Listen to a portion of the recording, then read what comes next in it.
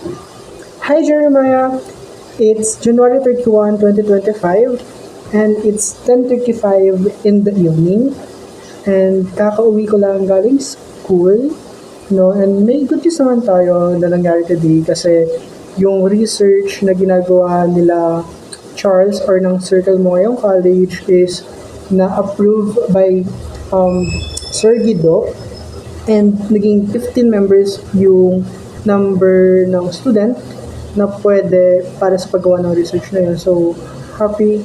Actually, kinilig ako nung sinabi ni Sir Guido na I can make arrangement about that.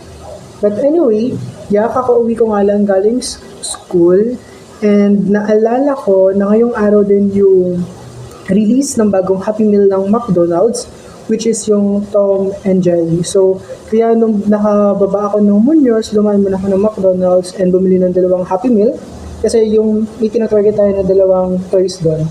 So, yung dalawang Happy Meal na binili ko is yung hamburger lang nila and then yung Coke as drink which is tig 96 pesos. So, dalawa, kaya 192 yung binayaran natin. So, today, Jeremiah, samahan mo akong mag-unbox or i-unbox tong Happy Meal na to. Kasi isang bata na naman ang napagbigyan sa kanyang kaetikan sa buhay. So, yeah. Samahan mo akong buksan to. So, ang choice ko na laruan is ito, dalawa. Ito si Jerry, and ito naman yung kay ito. So, unbox lang natin. Unbox natin ba? Actually, ito yan. Yung burger. Dalawa yan. Ay, yung burger pang Jollibee. Yan, burger lang. And itong Coke. Actually, dalawa to. Yung isa, ininom ko habang naglalakad ako pa-uwi. So, yan. Samahan mo ko unbox to. Ito yung kay Tom. Kay Jerry.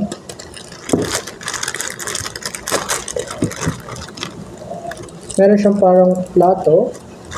Ano? Nahulog siya. Tapos ito yung kay Jerry. Si Jerry. Lalagay mo lang siya dito. Tapos umiikot yan. Yee! Ang cute niya, no? Parang ang premium ng laruan. Yeah, ito lang yung dalawa. Ito lang yung si Jerry. Ito naman yung kay Tom. Diba? Ang cute. Diba ang cute nila? Ito naman si Tom. Umiikot din to. Diba?